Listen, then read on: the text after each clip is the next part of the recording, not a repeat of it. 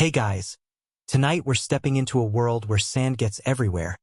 It's 110 degrees in the shade, and deodorant hasn't been invented yet. Yes, you've arrived in ancient Egypt, land of towering temples, eyeliner for everyone, and surprisingly complex scent routines. You're about to spend the night in the company of reed baskets, open drains, and a very determined population doing their best to smell better than their goats. Imagine this. You wake up on a straw mat inside a mud brick house. The Nile is just a short walk away, and already it's carrying the perfume of fish guts, hot sun, and something vaguely floral? Or is that just mildew? Either way, you'll quickly realize that ancient Egyptians cared deeply, deeply about scent. Not because they were all candle-making wellness influencers, but because their world was a hot, moist carnival of smells, and not all of them good. So, before you get comfortable, take a moment to like the video and subscribe, but only if you genuinely enjoy what I do here. And I'd love to know where you're watching from. Drop your location and local time in the comments. Now, dim the lights, maybe turn on a fan for that soft background hum, and let's ease into tonight's journey together. You're standing in the heart of an ancient town. It's still early morning, but the sun already scorches the thatched roofs of clustered houses. The alleys between homes are narrow and packed with activity. Barefoot children chasing goats, vendors hawking onions, donkeys doing their donkey thing, which mostly involves standing in their own contributions to the street's unique fragrance. And here's where things get fun. People in ancient Egypt noticed. They didn't shrug and say, it's the Bronze Age. No, they had opinions about scent. In fact, your personal smell mattered almost as much as your social status, and sometimes one influenced the other. A priest reeking of garlic and fish? Unacceptable. A merchant drenched in heady myrrh oil? Quite the flex. Smell was a signal of cleanliness, of piety, of privilege. But the truth is, nobody smelled fresh all the time. The climate made sure of that. Add in the Nile's periodic flooding, unpredictable sewer systems, read none, and tightly packed dwellings, and you've got a recipe for ode to ancient funk. Still, the Egyptians were obsessed with cleanliness. They bathed regularly, more often than many Europeans did 3,000 years later. But bathing wasn't enough. To really survive the sensory assault of daily life, they turned to the art of masking scent. Oils, incense, flowers, even strategically scented wig wax. And if you're wondering how that wig wax stayed put during the midday heat, spoiler, it didn't. It melted intentionally, releasing perfume as it trickled down your scalp like a sleepy lava lamp. Historians still argue whether the famous perfume cones shown in tomb art were real or symbolic. Did people actually wear scented globs on their heads at parties? Some say yes, others say, please no, let's not ruin this fantasy. Either way, it tells us something. These people took their smellscape seriously. You might also notice the contrast. While homes were often plain, even dusty, temples smelled amazing. Frankincense, myrrh, sweet rushes burning in braziers. Some rituals included offerings made entirely of scent. A puff of incense, a drop of oil. Smell wasn't just about comfort, it was spiritual, magical, and often political. In fact, the very word for incense in ancient Egyptian, senator, means to make divine. So yes, if your laundry reeked, you weren't just offending your neighbor. You might have been insulting a god. But let's pause for a moment. You've just walked through your neighborhood, dodged a pile of donkey business, nodded politely to your neighbor who's beating laundry against a stone, and now you're at the market. What do you smell? Fresh dates, crushed coriander, papyrus soaked in resin, roasting duck, though you'll never afford it. And also, something vaguely sewage-adjacent wafting from a cracked drainage canal. A balance. Still, you notice something else. Many of the people you pass smell surprisingly pleasant. Not fresh from the spa pleasant, but a layered kind of musk and honey scent. That's not an accident. They've been oiling, scrubbing, smoking their clothes in incense, maybe even tucking dried lotus petals into their belts. They're doing what they can with what they've got, and what they've got sometimes is a bowl of mashed herbs and some well-placed optimism. And yes, even children got the perfume treatment. One Greek visitor, writing a few centuries later, marveled at how Egyptian kids ran around mostly naked, but still wore amulets and little dabs of scented oil. Priorities. It's easy to laugh until you realize how many modern self-care trends they basically invented. Bath rituals? Check. Essential oils? Check. Scented wardrobes? Check. That thing where you try to air out your laundry by waving it dramatically near a window?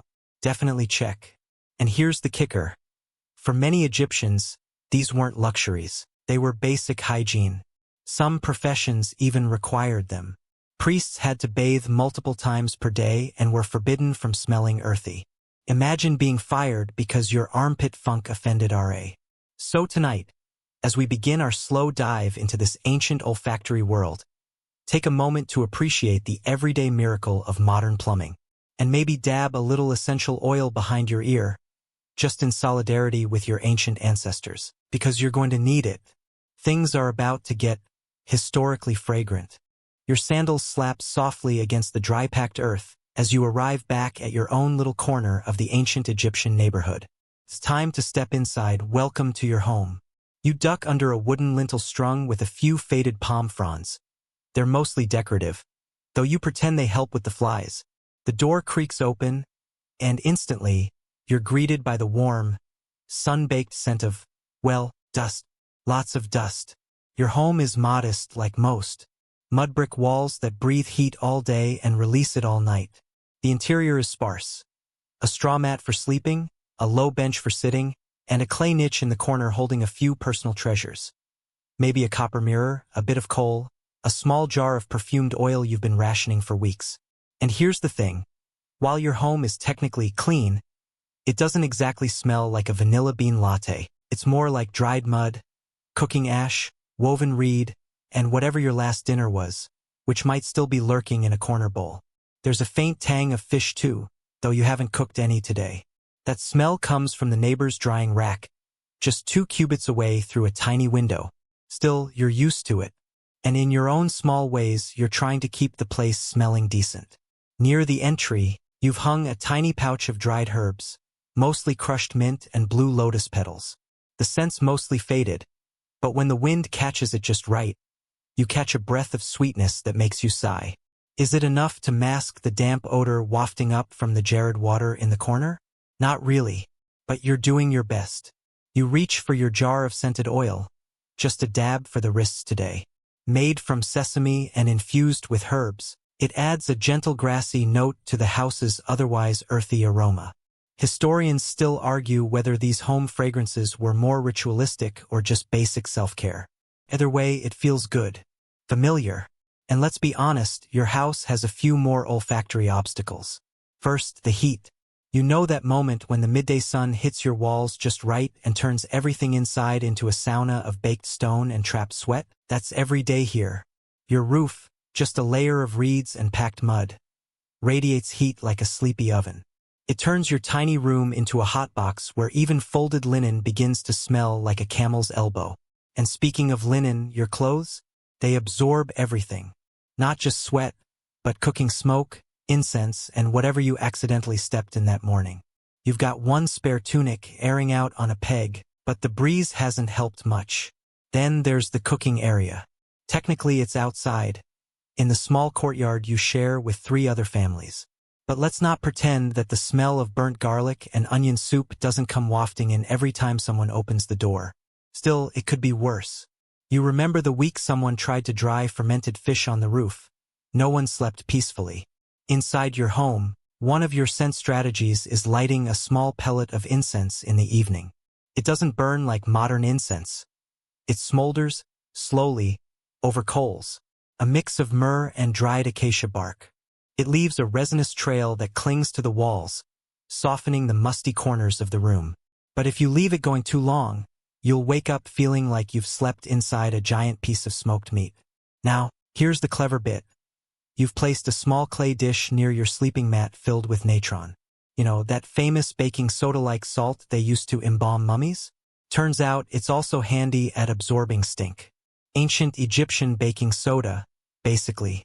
You learned that trick from a neighbor who moonlights as a part-time temple worker, and who always smells suspiciously pleasant. Still, the best way to keep your house tolerable? fresh air. You open the shutters at dusk, hoping for a cool breeze off the Nile. Of course, you also let in the occasional swarm of gnats, but you've got a fan of woven palm to swat them away. Or just let them have their fun, you're too tired to care tonight. You lie down on your mat and listen to the neighborhood settle. A baby wails somewhere. Someone's still pounding grain. A goat sneezes. You catch a whiff of something sweet. Maybe someone's brewing kiffy again. Or maybe it's just the lotus oil on your wrist mingling with the dust. You breathe in deeply, letting the scent of ancient Egypt lull you towards sleep. One more thing. If you were wealthy, this house would be different. Larger, obviously, but also much better smelling. Nobles had access to cedarwood imported from Lebanon, incense from Punt, and even elaborate perfume cones for guests. They could afford scent the way modern people afford air conditioning. You make do with crushed leaves and a tiny jar of hope. But that's okay, because even in this humble home, you're part of a world that genuinely cared about smell. Not as an afterthought, but as a daily art. You're surrounded by people who believed that to smell good was to be closer to the gods.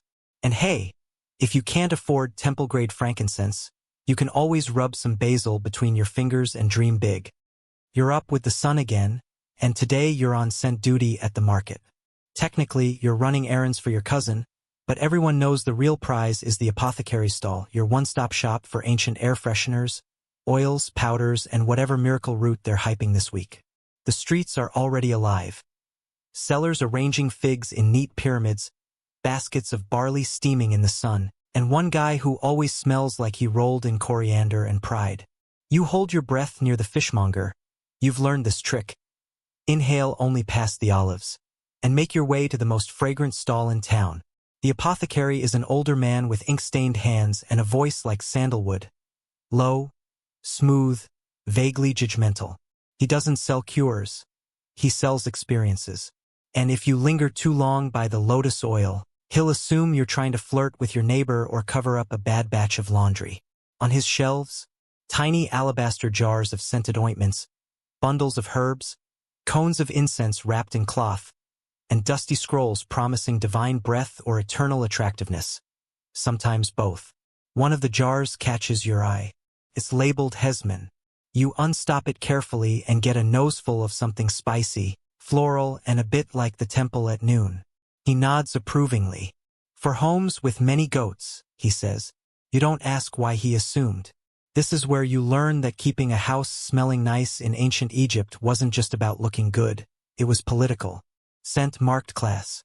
The wealthier you were, the more fragrant your home. The pharaoh's palace was likely layered in perfumes, from the servant quarters to the linen closets. Some scholars believe even the scrolls kept in libraries were perfumed to preserve them. Others argue that's just wishful thinking from overly romantic historians. Still, there's no denying, scent had social power.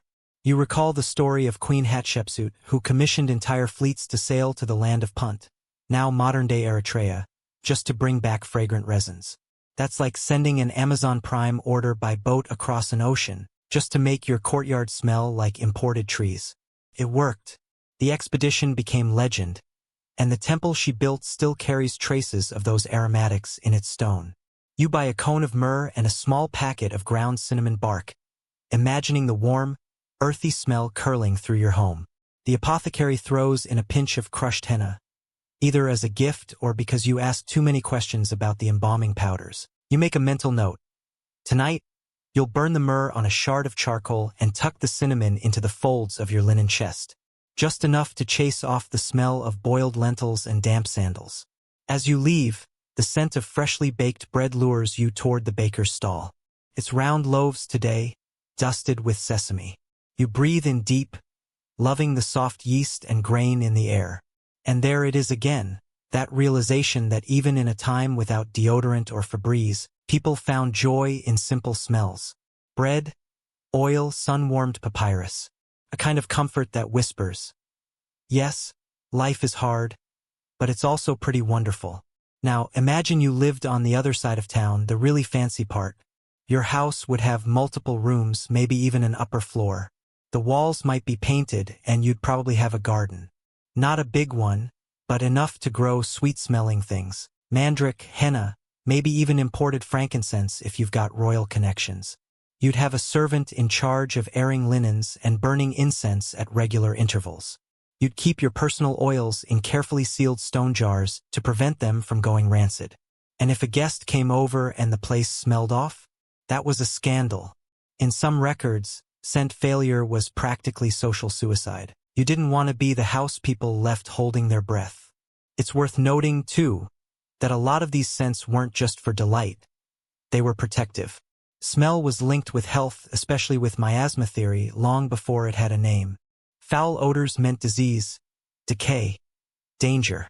Sweet smells meant life, wellness, order. A clean, fragrant home wasn't just stylish, it was sacred.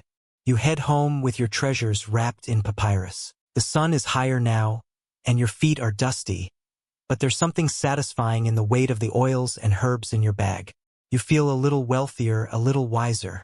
Maybe your house won't smell like a palace tonight, but it'll be one step closer to something divine. You're home again, the sun dipping lazily over the palm-fringed horizon, casting that unmistakable golden haze across the village rooftops. It's the part of the day when the streets quiet down, animals settle, and the smell of roasting vegetables begins to hang heavy in the still air. You untie the modest bundle from the market. Inside, your hard-earned fragrance arsenal waits. First things first, the cone of myrrh. It's oddly shaped, crumbly, and darker than you expected. More tar than candle. You light a small charcoal piece on a clay plate near your mat and gently place the myrrh cone on top. It doesn't burst into flame. It sighs lazily, releasing a warm, resinous smoke that curls like a cat, slinking toward the ceiling. You lean back, letting it swirl around your shoulders. The scent is deep and ancient, like carved wood and temple floors. Suddenly, your mud brick home smells intentional, alive even. That's the magic of resin. Myrrh, frankincense, and labdanum. Sticky, fragrant saps harvested from trees half a world away. The Egyptians treasured them so much that entire priestly roles were dedicated to preparing incense. These weren't just household items. They were ingredients for communion with the gods. You're just trying to keep your bedroom from smelling like old porridge. But hey, maybe the gods appreciate multitasking. You crush the cinnamon bark in a tiny mortar and sprinkle it into a bowl near your clothes peg. It gives off a sweet, spicy warmth that almost covers the faint sourness of your week-old tunic. Almost. And now for the luxurious part, oil. You twist open the jar the apothecary gave you, sesame base with lotus blossom essence. It's slippery, golden, and smells like riverbanks in bloom. You smooth a bit onto your forearms and behind your ears, but then you pause. Why stop there? You dip a reed brush into the oil and flick it across the floor. Not enough to make it slick, just enough to perfume the dust. It's a trick you picked up from your neighbor, who swears by lotus oil floors. She also swears at her goats, so you take her advice with a pinch of natron. Speaking of which, you toss a fresh handful of natron into the corner jar of water. It fizzes faintly, absorbing some of the humidity's tang. You've also tucked a bundle of fresh mint behind the shutters to catch the breeze. It doesn't do much unless the wind's in a good mood, but when it does, Now here's something fun. Scent cones. You've seen the wealthier women wear them, conical globs of scented fat balanced on their heads, melting slowly over the course of the evening. Sounds ridiculous, is ridiculous, but also oddly effective. The heat of the body melts the waxy perfume, releasing fragrance all night. A sort of ancient aroma diffuser, human-powered. You've tried it once, using a lump of beeswax and leftover temple incense. It mostly dribbled into your eyes. Not your finest moment. Still, the idea stuck. So instead, you improvise. You rub a bit of perfumed fat onto a clay tile and place it near your bed. As the room warms, it softens, releasing a steady stream of soft sweetness. It's a blend you mixed yourself. Part blue lotus, part mint, part whatever's left in this jar. Smells unexpectedly nice. But not all scents are burned or applied. Some are grown. You've got a tiny window box, just a cracked amphora really, where you're trying to coax some henna to life. It's scraggly, brownish, stubborn. But the leaves, when crushed, smell fresh and earthy, like walking barefoot through a garden right after rain, which, considering you're in the middle of a dry, dusty city, is pretty ambitious. Still, scent is persistence. That's something ancient Egyptians understood deeply. Smell wasn't fleeting. It lingered in cloth, in walls, in hair. It became identity. There's even a word, senature, that meant to make divine. And it was often used when talking about scenting things. Your home wasn't just a space to sleep, it was something to sanctify, to elevate with smell. Some scholars still debate whether homes had dedicated fragrance rituals, or if that's just temple influence bleeding into daily life. But the evidence is there. Soot-stained incense burners found in private dwellings, crushed floral residue in small jars, and frescoes showing servants lighting fragrant offerings, not to gods, but to the people who lived there. You glance around your modest space. Tonight it doesn't smell like smoke and goat. It smells deliberate, like you've invited the Nile breeze inside and asked it to stay a while. The soft curl of myrrh still lingers in the air, mixing with the cinnamon bark and sesame oil.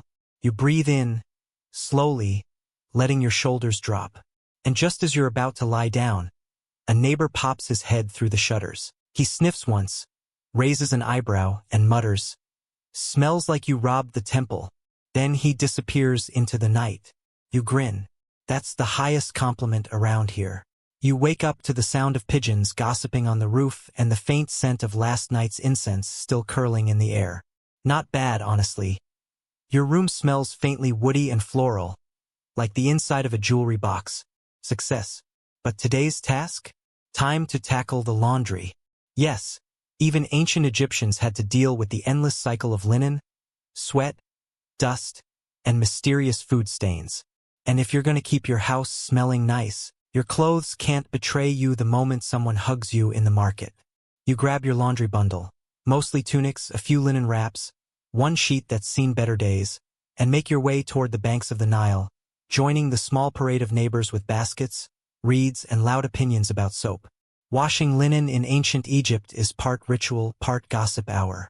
You soak the fabric in river water, pound it gently on smooth stones, and scrub it with natron or, if you're lucky, a mix of natron and carob pulp. The pulp adds a mild sweetness, like old molasses and sun-dried figs.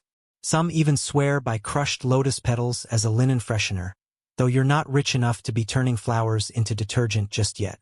Your friend Amos, whose job title is something between laundry genius and mythical fabric whisperer, swears by adding powdered acacia bark to the rinse. It gives the cloth a dry, slightly spicy finish and, supposedly, Dieter's bugs. You watch as she wrings out a tunic, gives it a snap in the air, and nods approvingly. You try it. Your tunic ends up in the mud.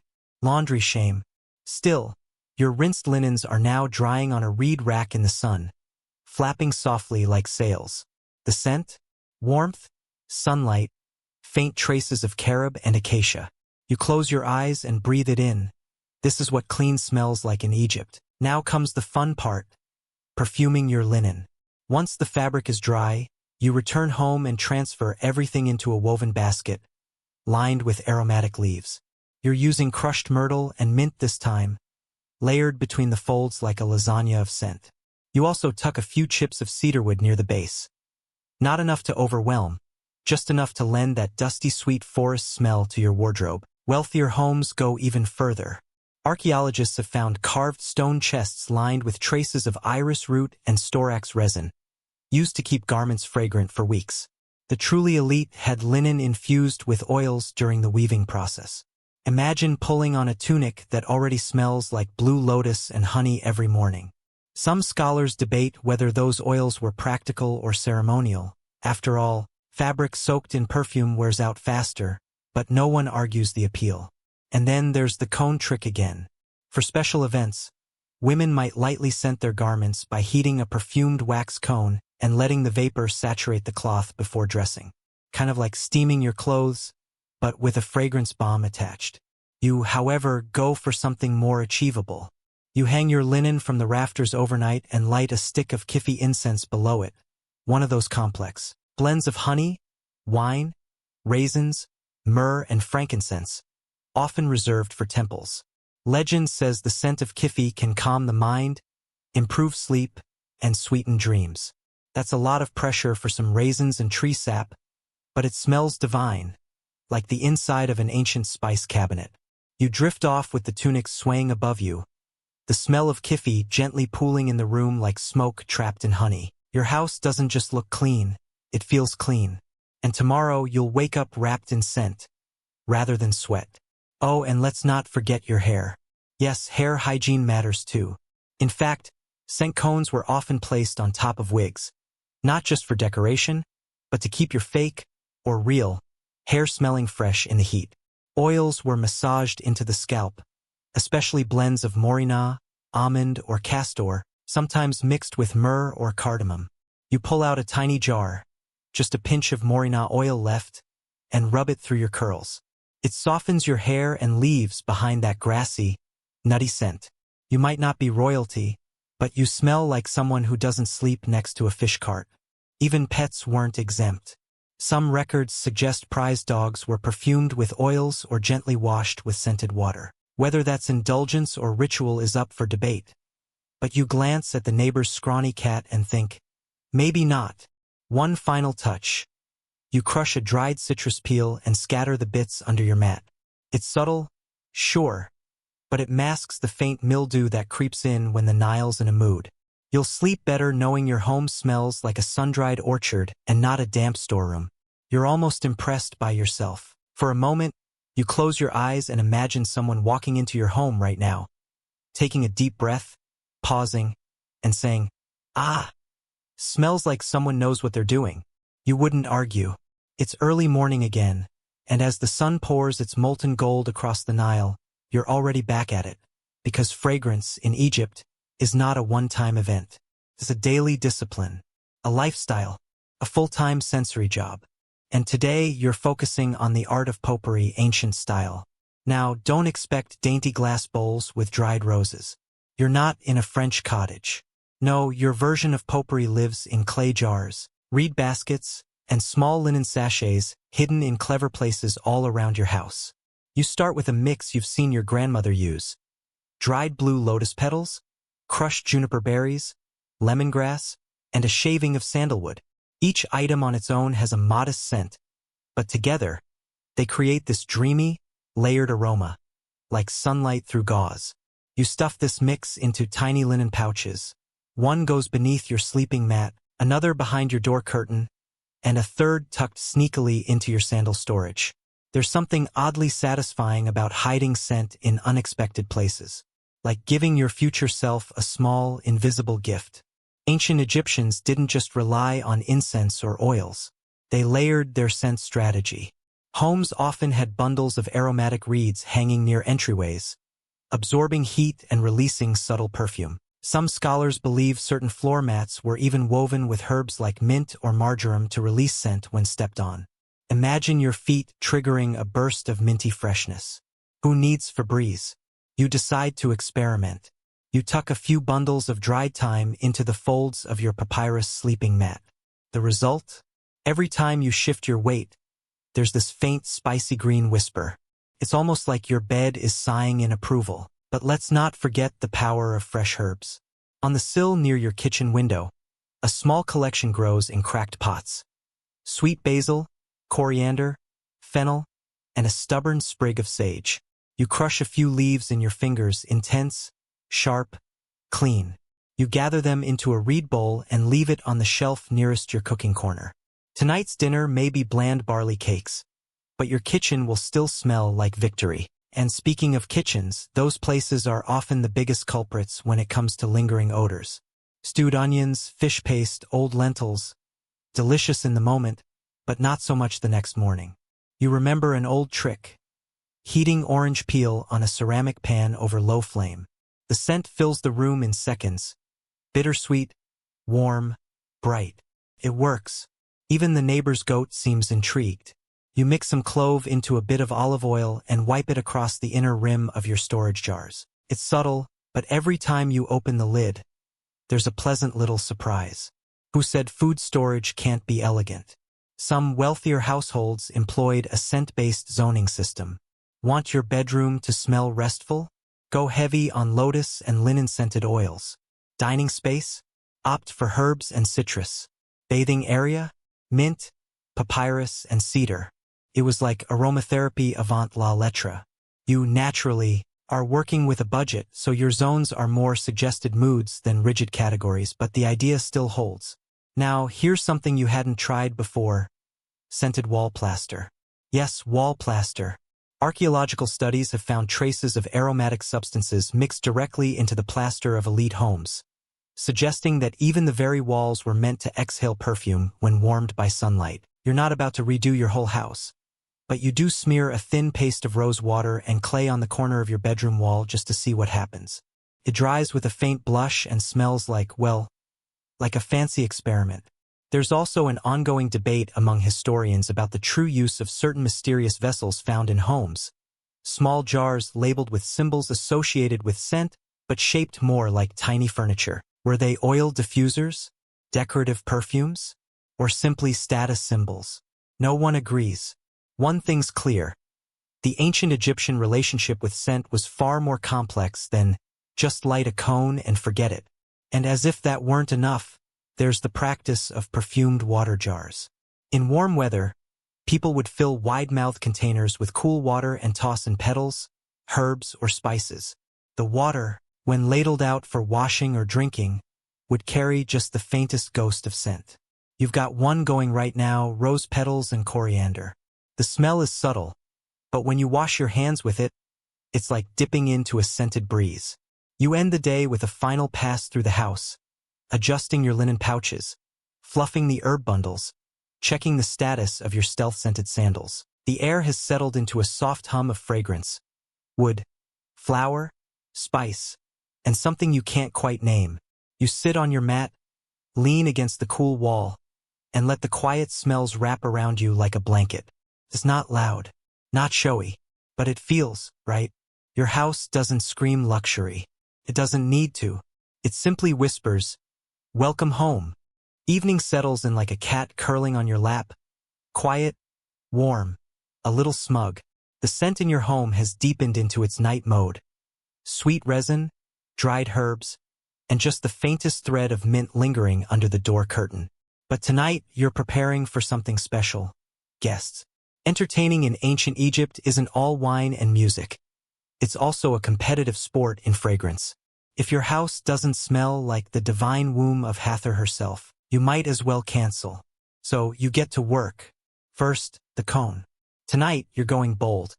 A handmade perfumed wax cone laced with cassia, cinnamon, and a touch of cardamom. You place it carefully on your head. Well, technically on your wig, because nobody wants melted cinnamon in their real hair, and let it start its slow melt. Within minutes, a delicate veil of warm spice begins to unfurl around you. Smells like confidence. And a little like dessert. You light a kiffy stick near the entrance. Not one of those cheap, quick-burn versions, but a good one, packed with raisins, wine, honey, frankincense, and maybe a few ingredients best left mysterious. The smoke climbs in gentle curls and settles into the reed canopy above your doorway.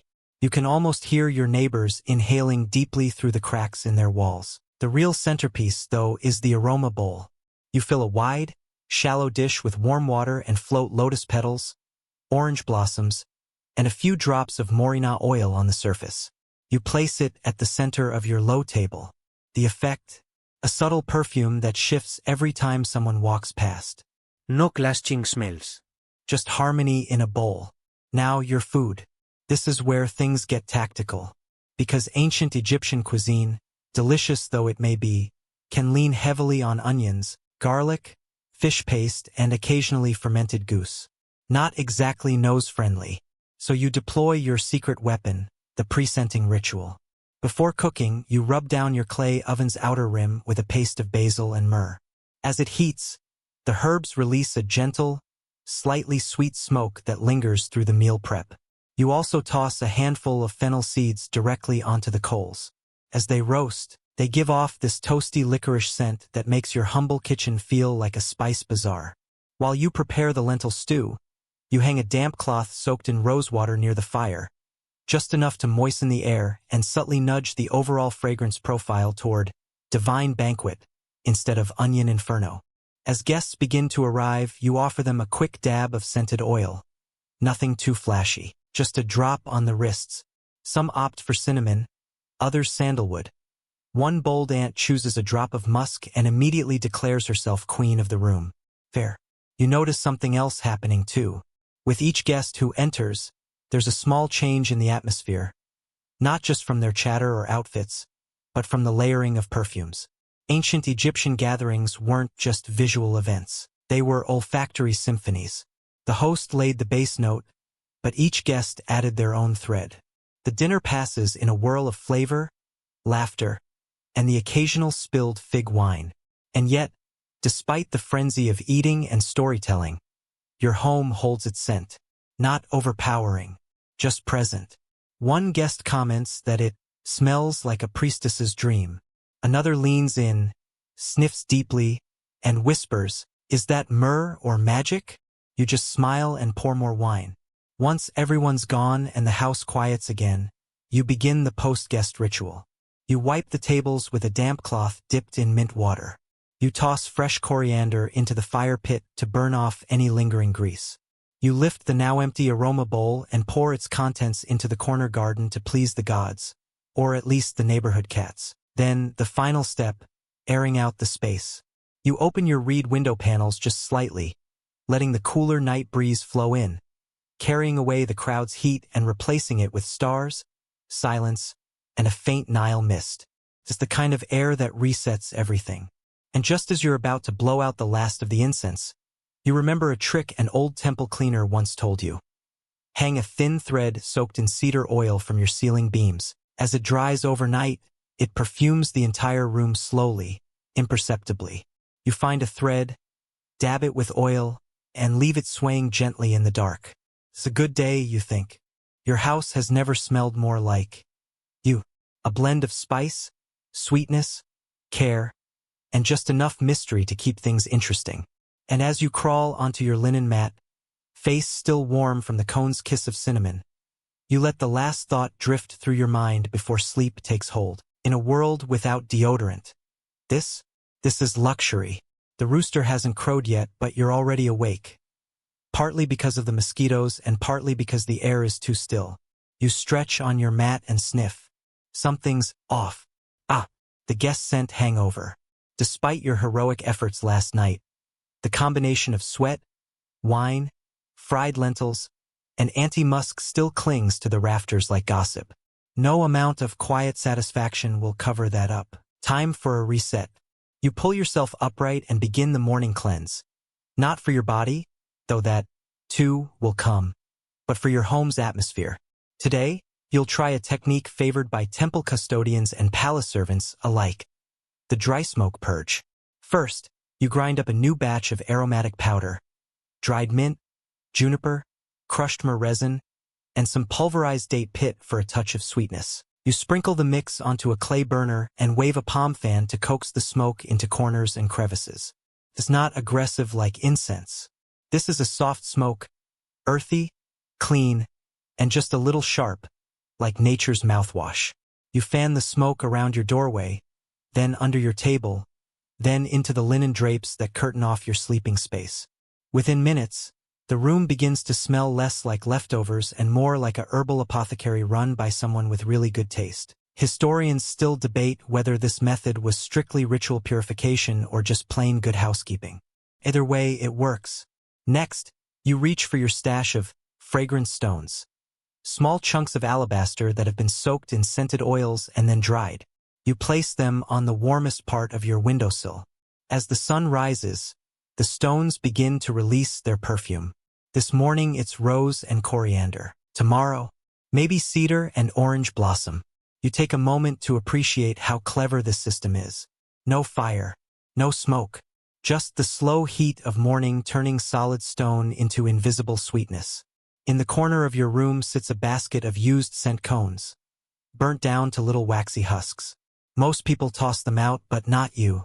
You crush them up, mix them with damp clay, and press the paste into small palm-sized discs. Once dry, They'll act as subtle scent diffusers when hung on the walls or tossed into laundry baskets. Waste not, waft not. Now, about that laundry. You lug a basket of soiled linen into the courtyard, where a low basin of Nile water awaits. Into the water, you crush a handful of sweetgrass and a shaving of desert lime rind. Soap, in your world, isn't bars and bubbles. It's leaves, oils, and elbow grease. You swish the linens around until the water smells green and bright. And here's a neat trick. Before hanging the linens to dry, you spritz them with a homemade mist made from diluted floral oil and vinegar. The vinegar evaporates quickly. You brew a small pot of mint tea, let it cool, and dip a reed cloth into the fragrant liquid. As you scrub the tiles, a chill scent rises with every stroke. Feels like cleaning with cold sunlight. Some wealthier homes had perfume fountains. Yes, actual fountains that release droplets of rosewater or citrus oil into the air with every splash. You naturally do not have this, but you do improvise. You fill a cracked amphora with water, toss in a bundle of lemon peel and papyrus shavings, and balance a hollow reed over the opening. Every time the wind blows through the reed, it sends tiny scented droplets into the air. Low-tech? Absolutely. Effective? Weirdly, yes. As mid-morning arrives, the house has transformed again. No lingering onions. No ghost of fermented wine. Just a calm, layered blend of mint, earth, and citrus. You pause near your sleeping mat and press your nose into the linen. It smells hopeful. Sometimes you think scent isn't about impressing others. It's about claiming the air around you, making it yours. As you settle onto your courtyard bench with a cup of barley tea, a neighbor passes by and sniffs the air. Your house always smells like something new, she says. But also, the same. You grin. That's the point. Because fragrance in this ancient world is memory, identity, a story told in air. And yours? Yours is worth inhaling. It's late afternoon now, and the sun is low enough that your walls cast long shadows across the courtyard. The heat has shifted from fiery to syrupy, thick and golden. This is your favorite time of day. Everything smells different in the afternoon. Softer, sleepier, except the flies, of course. They're still in full attack mode. So you light a fly-repellent blend. Not quite incense, not quite magic, but somewhere in between. Crushed laurel leaves, dried citrus rind, and a few spoonfuls of black cumin go into the burner. The smoke is sharp and bitter at first, but after a minute it settles into something almost pine-like. Flies hate it. You love it. It's funny how the Egyptians saw no real line between function and beauty. Every scent did something practical. Drove away pests, masked sweat, soothed headaches, but also contributed to the sensory poetry of life. You weren't just keeping house. You were composing an atmosphere. And right now, you're composing something warm and contemplative. The kind of air that makes neighbors pause before knocking. You adjust your lotus-shaped window screens to let in just the right breeze, and with it, the distant scent of the river. It's faintly fishy, yes, but also full of silt and waterweed and distant rainfall. Like the Nile itself is exhaling in your direction. You boil a small pot of water and add slices of dried fig, a few mint leaves, and a sliver of cinnamon bark. You let the mixture steep and then pour it into 2 shallow dishes, one for drinking, one for scenting the room. The steam curls up and around your clay shelves, touching everything with gentle sweetness. You lean back and imagine how many other homes across Egypt are doing the same right now. Historians still argue whether such scent rituals were limited to the elite or practiced widely across all social classes. But the evidence in modest tomb paintings and market finds suggests even the humblest households knew how to make their homes smell nice. It wasn't always about imported oils or gold-plated burners. Sometimes it was just a dried herb on a warm rock, or a pot of boiling fig water. You take a strip of papyrus, dip it in a solution of diluted rose oil and vinegar, then hang it above your window. As it dries, the breeze passing through will pick up tiny molecules of scent and scatter them through the room. You didn't invent this trick, of course. It's an old one, passed down from a temple handmaid who used to scent scrolls this way before placing them in sacred libraries. Next, you reach for your reed fan, the one with a soft fringe dipped in sandalwood. Every time you wave it, A whisper of woody sweetness follows. You pace the room slowly, fanning the air, pretending you're a high priest of atmosphere control. The illusion works, until you stub your toe on a stool and curse under your breath. Still, the room is shifting. It smells less like lived in, and more like prepared for a story. You sit again and reflect. So many of your scents are drawn from the natural world. Herbs, roots, woods, resins. And yet, the ancient Egyptians also invented synthetic fragrances.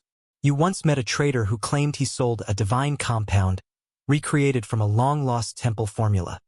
Something involving aged wine lees, boiled ostrich eggs, and ground turquoise. You didn't buy it, but you admired the confidence. Some recipes, like the legendary kifi, had more than 16 ingredients and took weeks to prepare. There's a reason priests made it in moonlit rituals. It wasn't just mixing. It was alchemy. And speaking of rituals, it's nearly twilight now. You gather 3 smooth stones and an old copper dish. You pour a circle of salt onto the dish, place the stones in the center, and drop 1 tiny coal on top. Into that coal goes a pinch of dried rosehip, cedar shavings, and a sprinkle of cumin. The scent is grounding, like the earth warming itself before sleep. This is your scent for the night. Not too floral, not too spicy, just steady and calm. A scent you can trust. You lean back, let your eyes drift shut, and imagine drifting across a perfumed river toward a house that smells like memory. Tomorrow will bring sweat, onions, and sandals worn too long. But tonight, your home is a sanctuary. A place where every scent carries a whisper of care. Twilight slides in like silk across your courtyard. Shadows deepen, and a cooler breeze snakes in from the river, curling around your doorway with the faint scent of wet stone and night-blooming plants. You light a small lamp, its flame fluttering like a heartbeat. This is the hour when scent truly comes alive. Evenings in ancient Egypt are where the subtle artistry of fragrance peaks.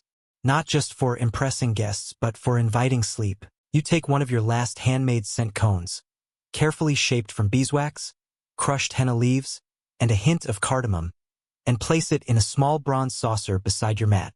It won't be lit. It will simply melt from the warmth of the air, releasing its perfume slowly through the night. You dab a bit of scented oil on your wrists. Blue lotus and frankincense mixed with castor oil. Not too much, it's for you, not for show. Just enough to lull the senses, to remind your body that the day is done. This is where we begin to slip into the ancient Egyptian philosophy of scent and sleep. See, they didn't just use smell to cover up unpleasantness. They believed scent could usher in dreams. Real ones, messages from the gods. Some people even kept dream journals or slept with particular herbs beneath their pillows to invite divine visions. Historians still debate whether this belief in scented dreaming was primarily religious or a sophisticated form of folk psychology. What's certain is that specific fragrances, myrrh, blue lotus, sweet flag, were consistently associated with sleep, calm, and the threshold between waking and dreaming. You lie down now, arms behind your head, staring up at the stars through your open roof slats. The scent of warm resin hangs above you, gently rising from the stone walls. In the distance, you hear a neighbor's child giggling, the clatter of a jug being set down, and the steady hum of crickets. Tonight, you're trying a new method, the sleep ring. It's a thin reed bracelet, soaked in lavender and myrrh, worn loosely around your ankle. As your body warms up under the blanket, the oils in the bracelet reactivate slightly, releasing their scent in tiny puffs. Not enough to keep you awake, just enough to comfort. Nearby, a clay dish holds a sleep charm, an amulet carved from faience and etched with the eye of Horus. You've rubbed it with a paste made of honey and crushed marjoram. Not because it's magical, though who knows, but because honey keeps the scent soft and slow, and marjoram is thought to calm the soul. You close your eyes. Even now, in the darkness, the smells tell you stories. There's the fresh linen of your mat, faintly touched by river mint, the dusty sandalwood from the window screens, the warm sweetness of beeswax wafting from the scent cone. These aren't just smells. They're cues, anchors. Your body recognizes them, associates them with safety, with the predictable rhythm of home. Not all homes in Egypt had this luxury.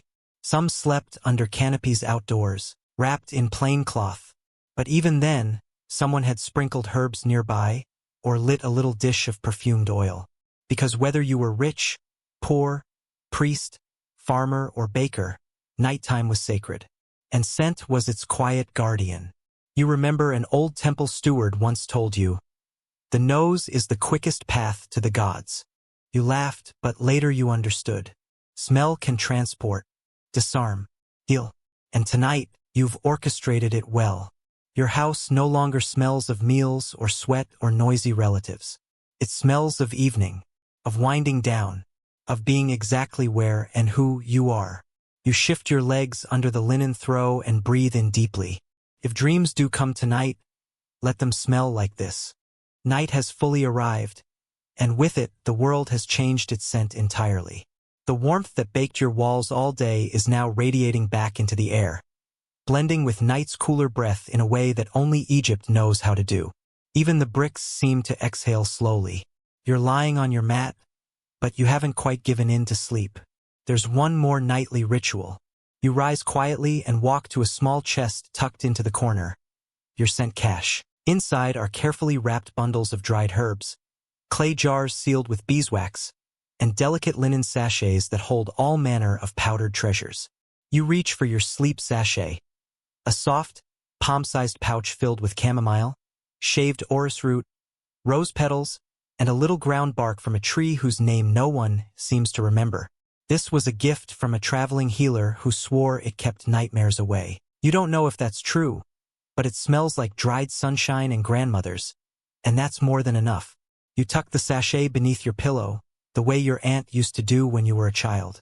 The scent is gentle, like pressing your nose to the inside of an old book. Faintly floral, earthy, and oddly clean. Outside, someone's burning tamarisk wood. You recognize it immediately. That sweet, woody scent that floats like incense but clings more stubbornly to the air. Tamarisk was sacred, believed to guard against evil spirits and wandering ghosts.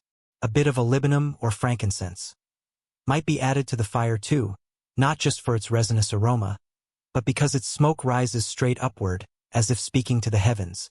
Historians still debate whether nightly incense burning was more spiritual or hygienic in nature. After all, smoke clears pests, but it also sanctifies a space. Could be prayer or pest control. Maybe both. Why not? You return to your mat and lie back once more. From this angle, you can see the moon through the open slats in your roof. It casts a faint glow over your woven blankets and catches on a little pile of scented cedar chips near your head. The scent is light, crisp, like opening a wooden jewelry box from another lifetime. You think back to the temple scent makers. These weren't just perfumers. They were artisans of sacred chemistry, mixing, distilling, heating, and cooling their recipes according to planetary alignments. You once heard of a blend created only during eclipses, containing 6 types of flower resin and aged for a decade in clay jars buried in sand. Not that your household budget allows for such celestial luxuries. Still, you experiment when you can. You've been drying orange peels on your roof, mixing them with a touch of clove and rosehip to make your own version of temple balm. It's crude, but you like it better than anything bought at the market. There's pride in crafting a scent that belongs to no one else. You roll onto your side, tucking the linen closer around your legs. Your room is quiet now, except for the occasional groan of wood cooling in the beams and the whisper of leaves outside. A gentle gust of wind brings in the faintest trace of night-blooming jasmine. Egyptians loved jasmine. Though the native species wasn't common until later periods, the imported kind caught on fast, beloved by royalty and commoners alike for its hypnotic scent. Some said it stirred passion. Others said it soothed grief. You just think it smells like the way dreams feel right before waking. You shift again, letting your arm drape off the side of the mat, fingertips grazing the cool stone floor. It's funny how your home is never still. Not really. It breathes with you. It holds the memory of every scent you've lit, poured, or tucked into corners. The beeswax along the doorframe, the herbs strung from the rafters, the oils rubbed into your hands. All of it lingers, layers upon layers, like invisible wallpaper made of time. And so, as you finally begin to drift, truly drift, the smells guide you more than your thoughts. Sandalwood becomes sand dunes.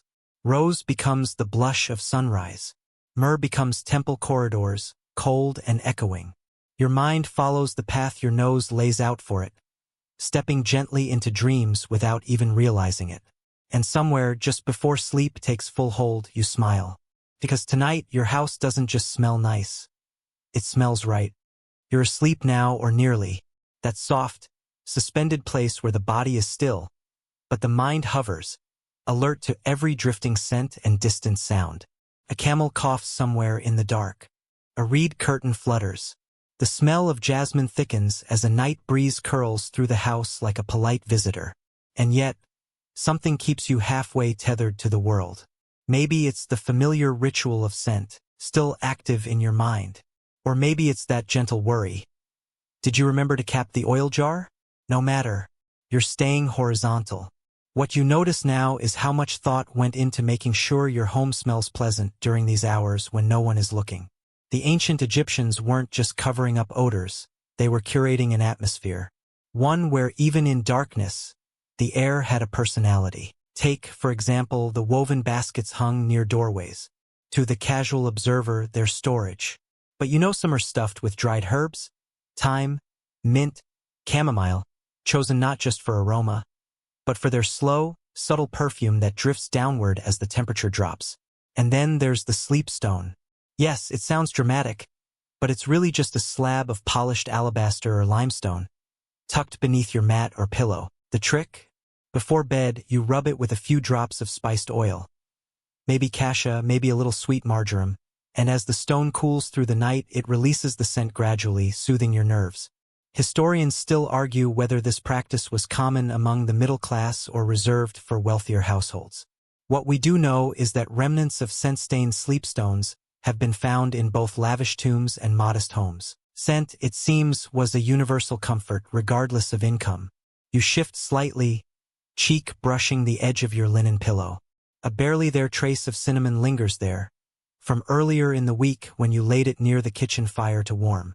It's almost gone now, just a ghost, but it evokes something warm, cozy. A hearth, a friend. Maybe your mother's voice telling you a story as she brushed herbs from her apron. Even your dog, curled in the corner, smells of something familiar. Not the wet animal kind of scent, but the way his fur picks up the dust and oils of your shared life. The two of you smell like a home, one that has lived and cooked and aged together. There's a jar in the corner, sealed with palm leaf twine. You've labeled it with a carved symbol, Night Blend. Inside, crushed fig bark, powdered sandalwood, a whisper of cardamom, and a hint of musk from a grain you're pretty sure came from Nubia. You mixed it months ago during the flood season when the river made everything too damp to burn incense. This blend was your answer. You remember spooning a little onto a hot shell and letting it sizzle faintly, smoke rising in silent, scented spirals. You swore you'd only use it on nights when you couldn't sleep. But sometimes, like now, you open the jar just to breathe it. The ancient Egyptians believed scent had layers. Top notes, heart notes, and base notes, just like modern perfumers. It's not a coincidence. They passed down these traditions orally, through practice, through family lines. You remember your neighbor across the alley. Her grandmother made oils, her mother blended pastes, and she herself knew how to dry orange blossoms without bruising them. You wonder, as sleep begins its final tug, how many of these traditions are still alive? Are there still houses that scatter cinnamon sticks beneath floor mats? Are there still kitchens that use basil not just for stews but to sweeten the air? You hope so, because in this house, your house scent is history. And right now, that history is a lullaby. A slow one, woven from ground petals, hand-pounded resins, and the steady rhythm of breath. Outside, a cat yowls once and falls silent.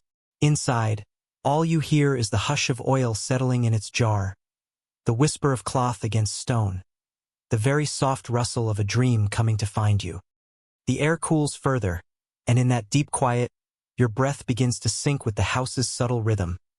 Crackling wood, shifting stone, and the sweet trace of something spicy and sharp. Maybe myrrh or cassia, baked faintly into the walls from years of incense. The scent is baked into the soul of the place. There's no escaping it, not that you'd want to. Earlier that afternoon, you remember stirring a small pot of scent paste. Equal parts beeswax, olive oil, and dried herbs you crushed with a flat stone. As the mixture warmed, you added resin drops, one at a time, until the scent turned velvety. You didn't need it for any ritual or occasion. You just liked the idea that even your doorframe would carry a little welcome. Now, in the silence of night, those choices linger. The walls exhale gently, and your wooden spoon, tucked beside the hearth, smells faintly of cinnamon bark and dried citrus rind. Even the dust has a smell here, although you've stopped noticing it most of the time. Earthy, sun-baked, vaguely mineral. Scent in ancient Egypt wasn't decoration. It was intention. It marked boundaries between spaces, emotions, even times of day. A morning room might smell of bright mint and lemongrass. By dusk, you'd switch to something heavier, blue lotus if you could get it, or just a blend of roasted myrrh and crushed bay. And yes, before you wonder, blue lotus was real. Sacred, intoxicating in more ways than one. Some claim it was a mild sedative. Others say it produced euphoric dreams. Historians still debate whether its dreamy effects were real or the result of mythic reputation. Either way, you've only smelled it once, burned at a festival by a merchant with foreign connections. The scent was strange, floral and watery, with a depth like wet earth and honey. You still think about it sometimes. Back in your home, you roll slowly, the fabric of your sleeping tunic rustling softly.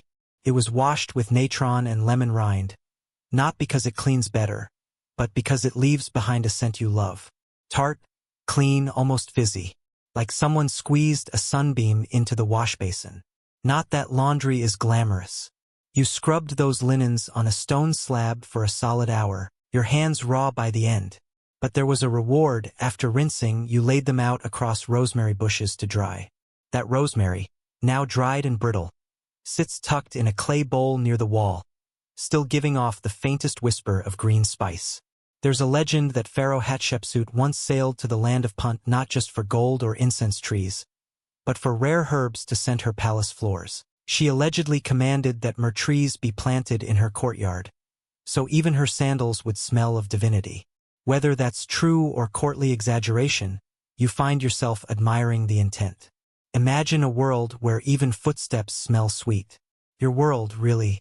Scent in your home isn't an afterthought. It's part of your family's identity. Your cousin always smells like toasted barley and almond oil. Your neighbor smells of salt and sun and mint tea. Even the local scribe carries the tang of ink, papyrus, and whatever oil he uses to keep his sandals from cracking. And you? You smell like late afternoons. Cumin bread, clay smoke, and honeyed herbs. It's not a perfume. It's just how your home clings to you. It's getting harder to stay awake. Your eyes flutter against the dimness, but your brain is still savoring one last scent memory. That day the wind blew from the south, carrying in a thick wave of foreign perfume. You stood on the roof trying to guess its origin. Ambergris? Pine resin? Something roasted and strange? For a moment the air felt foreign.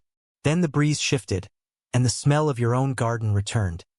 Basil, wild thyme, and damp soil from last night's watering. You remember thinking then, home wins. Always. So now, as sleep presses down like a soft cotton sheet, you take one last breath through your nose. A breath of wood smoke, of lavender tucked between floorboards, of a home that, through centuries of trade, experimentation, and stubborn tradition, knows exactly how to keep itself smelling like rest. Your breathing deepens. The night wraps around you now, warm, scented, and thick like linen soaked in rosewater. You're not dreaming yet, but the edges of the room blur gently, and the house hums with memory. You stir slightly, and that faint, crushed anise smell rises from your sleeping mat. Not strong.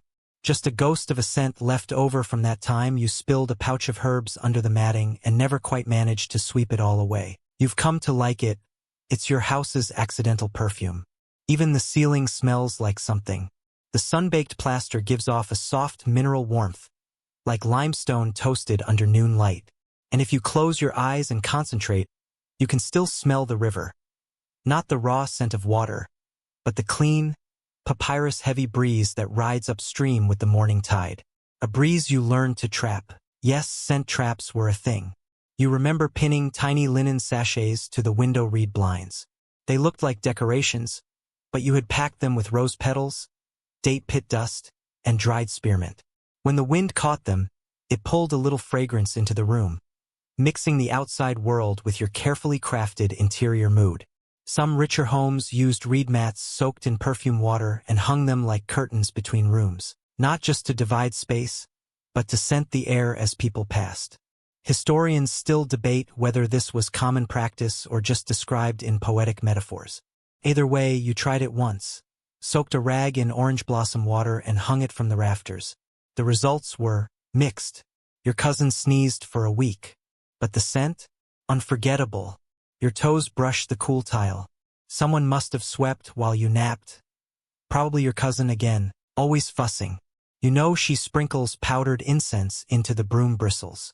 That way, every sweep leaves a soft scent trail. Today it was ground cedar and lemon zest. Yesterday it was dried fig leaf and chamomile. The smell of care. Scent isn't just fragrance here. It's evidence of love, of attention, of someone bothering to notice what you breathe. You remember one night when the house was too hot, the air too thick. So you climbed to the roof with a mat and a pillow, and your cousin handed you a tiny clay dish. Inside, 3 cloves, a scrap of cinnamon bark, and a pinch of cardamom. Set it near your head, she said. If you wake up sad, sniff it. You did, and you didn't wake up sad. Even now, the memory makes you smile softly in the dark. Your head sinks deeper into your pillow, and you wonder if you should refresh the scent pouches in the rafters. But then again, they still work fine. When the breeze comes from the east, you catch that familiar note. Bitter orange peel and basil stem. Comforting, like the smell of coming home after a long walk. You've noticed, over the years, how guests comment on the scent of your house. Not right away, but always eventually. It smells like stories in here, one child once said. And you laughed, but you also understood, because that's what this has always been about.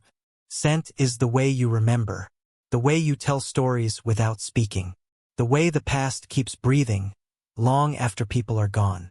Some say the Egyptians were obsessed with death, with tombs and afterlives and mummified cats. But you know better. The real obsession was with memory, with making things last. Not just statues and names, but smells and sounds and moments that cling to fabric and clay. Your house proves that.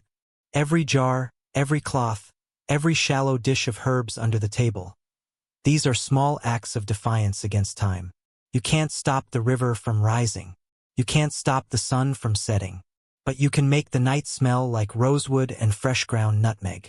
And that's enough. So you lie back now, eyes closed. The wind picks up ever so slightly, and from somewhere in the rafters, pouch rustles faintly.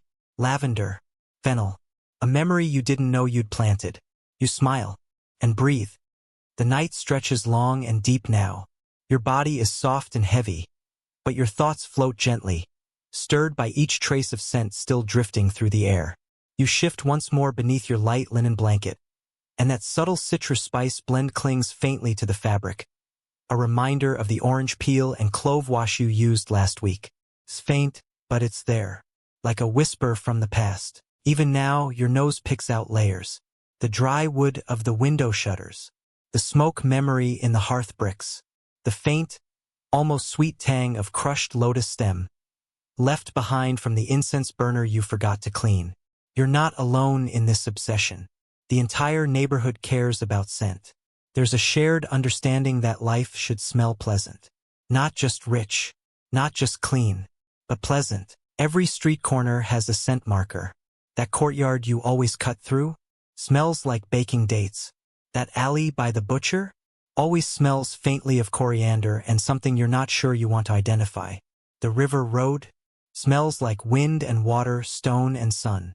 You once passed a perfumer's stall where he was blending oils with a heated reed, dabbing them onto a cloth strip, waving it under your nose. Smell that, he said.